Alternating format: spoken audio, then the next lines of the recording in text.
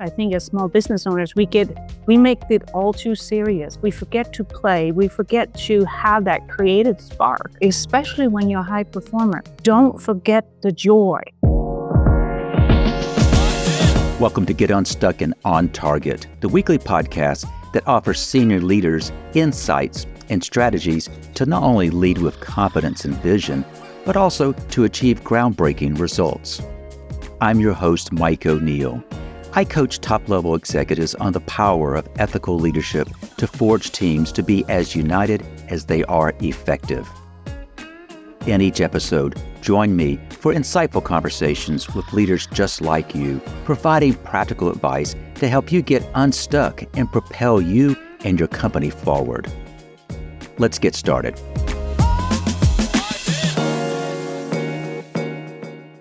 What if the key to success wasn't working harder, but bringing the passion back? In this episode, I sit down with mindset expert Elsa Johnson to unpack why high achievers often feel disconnected from the passion that once drove them. Elsa makes a compelling case. Passion doesn't fade, it just gets buried under the weight of leadership responsibilities. So how do you clear away the clutter and reignite that spark? As a leadership coach, I see this all the time. Leaders chasing success while joy quietly takes a back seat. But it doesn't have to be that way. Tune in to hear how a simple shift can transform the way that you lead, work, and live. Joining me today is Elsa Johnson, a mindset expert, a speaker, and a coach who helps leaders break that self-sabotage and reach their full potential. With a global career and a deep understanding of how leadership works, she founded Kina Design, a high-end window covering company, before she shifted her focus to coaching. She helps them turn her clients into sustainable success and build a life and business that they love. Elsa, welcome. Thank you so much. I am so excited to be speaking with you here today about a topic close to my heart. Well, we actually took the liberty of saying, if we were to put a title on this episode, we called it Get Back to Joy. And why does that resonate with you? What is it about your clients that you find who kind of get away from joy? Well, as you mentioned, I had a window coverings business, right? And that is an industry where you basically bring joy to people, making their homes beautiful, create a sanctuary where they feel safe and are able to enjoy their lives. But a lot of times, I think as small business owners, we make it all too serious. We forget to play. We forget to have that creative spark that really makes life so rich. And I think even if you're a high performer, or especially when you're a high performer, don't forget the joy, because the journey is so much more fun. What is it about that? Why do we choose sometimes as high performers to forego joy? Well, I think it's very simple. Because if it seems easy, it can't be good. And when people show joy, it seems like it's too easy for them. We have to be serious. We have to be serious about work. But you can be seriously joyful and still have a fantastic life, and be very successful. It's not reserved for the few. It's a choice we make every single day. When I introduced you, I made reference to self-sabotage and how you kind of help leaders shift from self-sabotage to self-mastery. What is the most common internal roadblocks that you see that these high achievers face? There's two, but the first one I would really point to is that I'm not doing enough. I could be doing better. They have so high standards for themselves. They have a long track record of getting things done. And they always feel like they're trying to catch up to some far-reaching goal in the future that they should have been there already. And because of that, or not because of that, but one of the reasons why that happens is that because they have been typically ahead of the game, they feel like that is the focus of what they should be. Instead of saying, I don't need to be ahead, I don't need to be behind. I am exactly where I'm supposed to be. And I'm still going 100 miles an hour. Often, because you have been in this pattern of being in front of people, that you adapt that as your own identity. Mm. So your voice is in your head saying, oh, he was the first boy, he was the quarterback, or, she was the star of her, whatever team as you grew up, and people expected that of you. So that sense of, I should be doing much more is one of the very deeply rooted because they can't see it themselves. Mm. When you help your clients begin to see that in fact, that what they're telling themselves is self-sabotage because you never can do enough. What have you found is perhaps the best step for breaking that pattern? Well, like everything, it starts with your awareness. Start paying attention to what are you really telling yourself. In those quiet moments where you sit there and feel like I'm just not doing enough. Mm. Start looking at it, saying, well, what have you done? Typically the list a mile long. And then stop racing against other people. Mm. Because somebody can be way ahead of you, but it doesn't matter. You are right here. So it really starts with first awareness, and then start being truthful with yourself. Enjoy what you have, celebrating yourself, because that's the other part. Celebrating that moment where you accomplish something. Don't just toss it to the side and say, oh, I do this all the time. No, it's an accomplishment. Celebrate yourself. It's okay. Elsa, you've described that it starts with having a sense of awareness. It goes on to be truthful with yourself. But you said something a moment ago that caught my attention, and that is in the quiet moments. At least in my experience working with high-performing folks, there's not enough quiet moments. Do you see that in your practice? Absolutely. That there's not enough quiet moments because that constant rush. I have to get to the next thing. I have to get to the next thing. If I don't get there, I will be missing out. Mm. The interesting thing about neuroscience is that they know from the studies is you actually accomplish more if you take that quiet time on a regular basis. It would be like you driving your car for 5 years and never had an oil change. The engine breaks down so much faster. It kind of lends itself to what I wanted to kind of get your thoughts on, and that is, I know you work with a lot of people who start businesses, and as they grow the business, that passion that they start off with, it kind of begins to fade as the responsibilities pile on. How do you help leaders reignite their passion without sacrificing performance? So the interesting thing, you just used the word fade. Right? And I don't think the passion fades. We just don't give it as much attention. Mm. We stack it full of, like that treadmill that's sitting in your corner of your bedroom. You have good intentions, and then before you know it, half your laundry basket is on top of it. But the treadmill is still there. The intentions are still there. But you have allowed all your responsibilities to be stacked on top of it and have priority. Mm. So once you start as a business owner, start looking and seeing, what have I put on top of this passion that is damping it? that is not allowing it to fully flourish, then you can get somewhere, because then you can start deciding all those things. Do I really have to do them? Can I delegate them?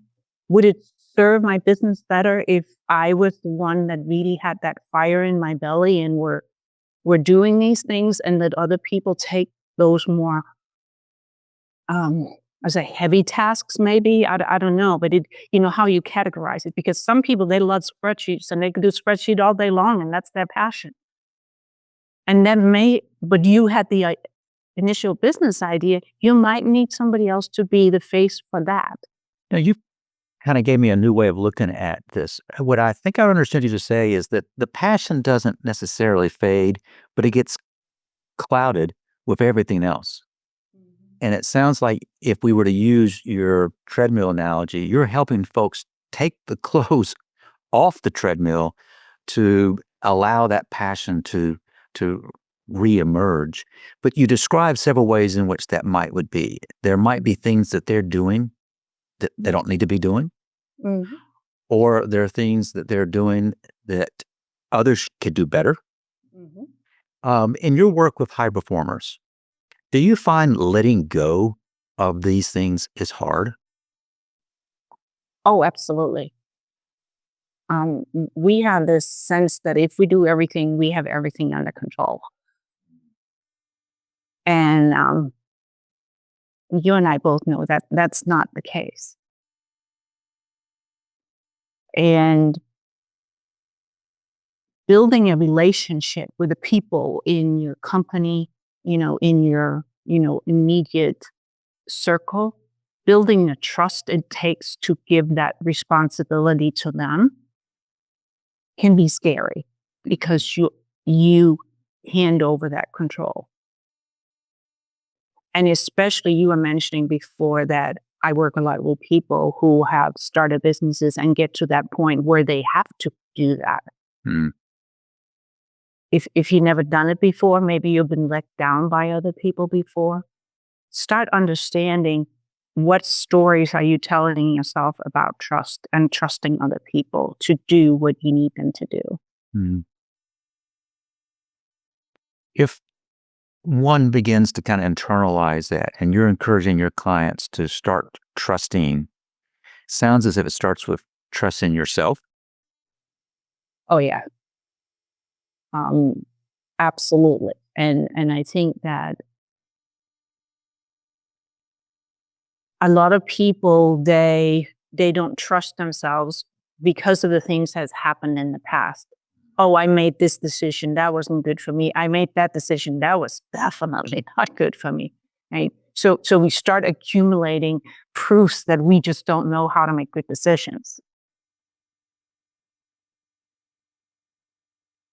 But there's so many circumstances that, again, we could not control in those decisions, that we forget that. We become very selective in our memory of the events.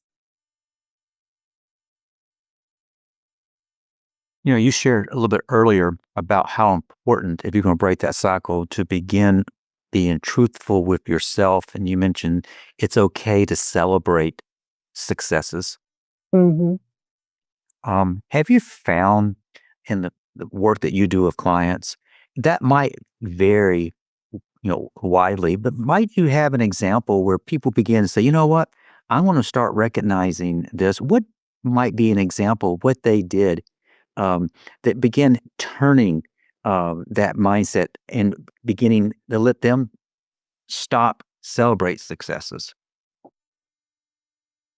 So first, you have to understand yourself. What feels celebratory to me?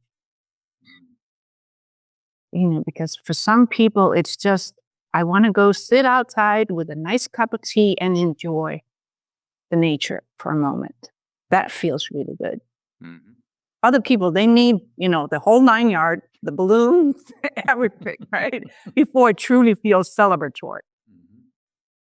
So again, coming back to yourself and saying, what would make this feel significant for me? And often it's like you have to wind it up. It's almost like you have to learn it again, right? And it, look at a 2-year-old who learns how to tie their shoe. They're jumping up and down for joy, right? So come back to that sense of saying, what what do I want to do to make me feel accomplished? That I feel like, dang it, I did this. I set out to do this and I accomplished this. And if you can start with small things and just like, give yourself a pat on the back or what it is that really makes you feel you're recognizing yourself. We were talking a little bit earlier about with success sometimes comes setbacks. Oh. Sometimes you could describe it almost as being stuck. Can you share an example where you found what are those common challenges where the leaders, they got stuck, and how did you help them break through those? Well, one of the most unusual ones are your current success can make you stuck. Because it feels good, right? You're successful. What if my next breakthrough is something outrageous, something people would even like, what are you doing? We all come across these people that take a left turn, we think, and think, where are they going? And then lo and behold, all of a sudden they are incredibly successful again. But you can be so comfortable in the trajectory that you're on that you don't challenge yourself anymore. Now it just becomes work. You lose the joy. You lose that excitement of, like, if you're an entrepreneur is typically one who wants to start things, right? Mm-hmm. But if you're 10 years into the business and it's successful, now you're a business owner, you're no longer an entrepreneur. There's not that spirit in yourself, right? So you have to think about those things. That you can be stuck in that. That's why you feel stuck. Is that really all it is? Does this really matter? Regular listeners know this is a totally unscripted conversation. Something that kind of just popped in my head, Elsa, is we've been talking about how leaders individually can begin kind of rewiring some of the things we tell ourselves. And it's okay to celebrate the small successes. But we've been talking about from the context of the leader himself or herself. What about the team that they're around? Might there need to be kind of by extension to involve them in celebrating? Because if the boss starts acting differently, they might kind of go, what's going on here? Does that question make sense? Oh, yeah. It's like, does he have a midlife crisis or something? Oh, absolutely. I think coming back to the word trust, right? Because uncertainty in a team can be very dangerous. Yeah. Like you said, if the leader all of a sudden starts acting like really unusual for that person, you're like, what's going on? Well, if you are not in on the secret, you don't know where you belong and you start getting uncertain. And, like they always said, then your good people started questioning, do I need to go look for something else? If they're not in on this thing that they're trying to do. That's why I think communication, strong communication with your team. And that's the other thing about joy, right? Joy allows you to be vulnerable. Joy allows you to, especially when it's done well, it allows you to share the good times, but also having somebody there around it when it's not so good. Yeah. As long as when you're in the team, understand that it's not about the person. When things go bad in the group, it's not about the person. It's about, what do we do wrong here? So absolutely, you need to involve your team if you feel like I need a radical change for myself. I'm thinking about some situations by which particularly founders early on tend to surround themselves with people kind of like themselves. Mm-hmm. And it may very well be that these people are the same way. They're hard driven. They may have the same tendencies to, I think what you said, have the feeling that they're not doing enough. So I think it's what we're describing right now. It's so important. This is not necessarily just a personal journey. It might mean that the team is on that journey. And for that to happen, you got to be willing to be vulnerable and transparent and let them know. Let them know that I'm trying to find that which really ignited me. And I'd like you all to come along with me in that process. Am I hearing that right? Oh, absolutely. There's a couple of things that you have to be extremely aware of when you start that process. You have to come from a place of complete authenticity Mm. that this is what's going on. Right? Come out and say, you know what? I feel our team have stagnated, or I have stagnated. Mm. I think we can do better. And I would I'd love to enlist your help in doing that. And have an open conversation. And when you have that open conversation, hopefully you have already built a team that's willing to have that open conversation. But you have to lead the way. Mm. You're saying, I know I haven't been the best manager, if that's the case, right? If you come out and say, this is what I know I have contributed without starting pointing fingers, you have to be the one who takes that responsibility and being vulnerable enough to the group and saying, we need to shake this up. And here's how I see I can shake it up. What do you see I could shake up? When you look at me, where do you think I can support this group better? And be listening. Shut up and listen. People will tell you if you're willing to listen. And the last thing you have to do, action. If they share something with you, act on it if you can. And if you can't, communicate why not. It is completely demoralizing for a team to feel that somebody's going to change things and everything falls on flat ears, deaf ears, I guess it's called. You made a comment a moment ago about, as a leader, if you're going to get others kind of on board with this pursuit of getting back to joy, sometimes what you got to do is shut up and listen. And I've noticed in this conversation, there have been some long pauses. And for some, they may have found that uncomfortable. They think there's something wrong with their podcast player or the like. But what I'm sensing is that you, as a coach, is that when you're working with your clients, when you ask questions, you allow a long pause in your work with them. And is that typical of how you typically interact with your clients? It is. Because the goal comes after the wrapping. That delicious piece of chocolate is after you take the wrapping off. Mm. And a lot of times when we respond from the top of our mind. But as it had time to sit for a minute and you start thinking with your heart, the truth comes out. Mm. And one of the reasons is people don't, like you said, people don't like silence. So they feel they had to fill it up. And that's one way that you can start seeing, help a leader see that sometimes that is the worst thing you can do. Yeah. Because they automatically feel like, oh, there's too quiet. It's too quiet. I need to fill it out. I need to fill it out. No, you don't.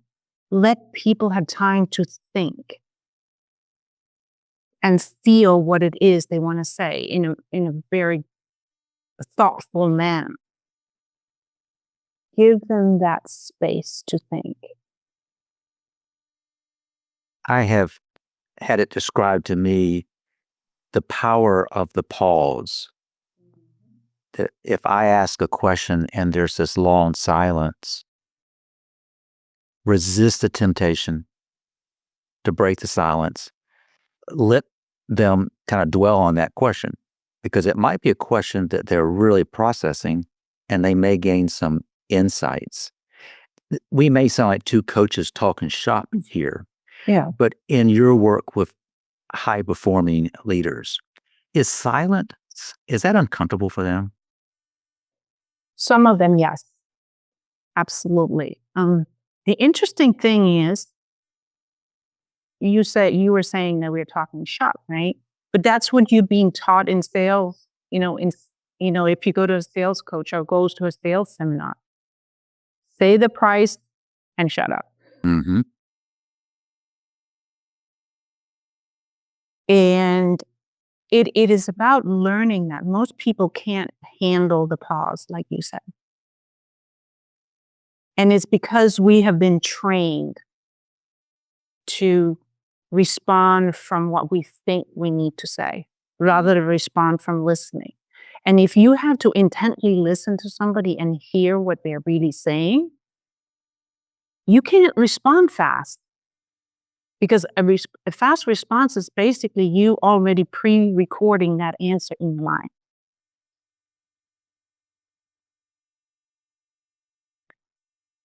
Elsa, as we start to wrap up this conversation, I'd like to ask you to give some thought to maybe one actionable piece of advice that you would give to the business leaders who are looking to create lasting success and fulfillment. What might that be, and where should one start? Very simple. Every single night before you go to sleep, am I satisfied with how I showed up in my life today? Hmm.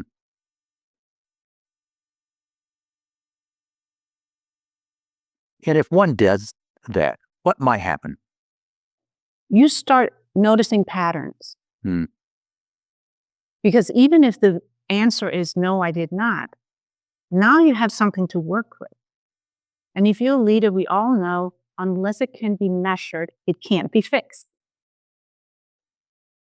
So you need to start creating your own data bank of your thoughts, of your behaviors, and how they are aligned in order to get to where you want to be. Hmm.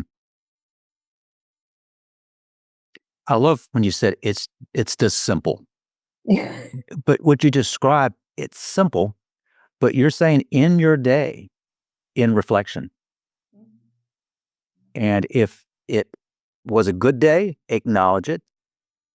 If it wasn't, know that tomorrow's a new day. Mm-hmm. Hmm. And here's the kicker, right? Simple and easy are two totally different things. Oh, explain, please. It's simple to do something, but is it easy? No, it can't be easy when you say, no, this was a bad day. Well, why was it a bad day? What made it a bad day? And that's what I meant before by having that data bank. All of a sudden, you can see, well, this was a bad day because it started off on the wrong foot. Okay, now I can see what can I do to every day secure that my day starts up on a good foot. Maybe I need to wake up 5 minutes early and do a little bit of grounding. Maybe I do move my meetings around so I'm more productive in these meetings. Again, we are so focused on data as performers. Start having that data on yourself and your own behaviors. And then you can do something about it. You're raising your awareness. This has been fascinating. I've really enjoyed listening to you and how you approach your work with clients. Let me just point out for those who don't know about our business, and that is if you're a leader in growth challenges and there's gaps and perhaps even team misalignment and they're slowing you down, let's fix that. You can learn how. You can go to bench-builders.com. But Elsa, I want to thank you again for sharing your expertise. And for listeners who want to connect with you, what's the best way for them to reach you? The best way for them to reach me is through LinkedIn. They can find me there under Elsa Johnson Coaching. And I'd love for us to connect and then put me a message saying, I heard you on the podcast. You and I met in Suzanne Taylor Keene's community. I knew when I met you that you'd be a great podcast guest. Now, when you go to Elsa's LinkedIn profile and you go to the About section, now you know why I invited her, because it reads, "What would it be like if you could stop feeling stuck and increase your performance and happiness?" Elsa, thank you for sharing your insights. And I also want to thank our subscribers for tuning in. And I hope that this conversation with Elsa has sparked some new ideas to help you get unstuck and on target. Thank you for joining us for this episode of Get Unstuck and On Target. I hope you've gained insights to help you lead with confidence and drive your organization forward.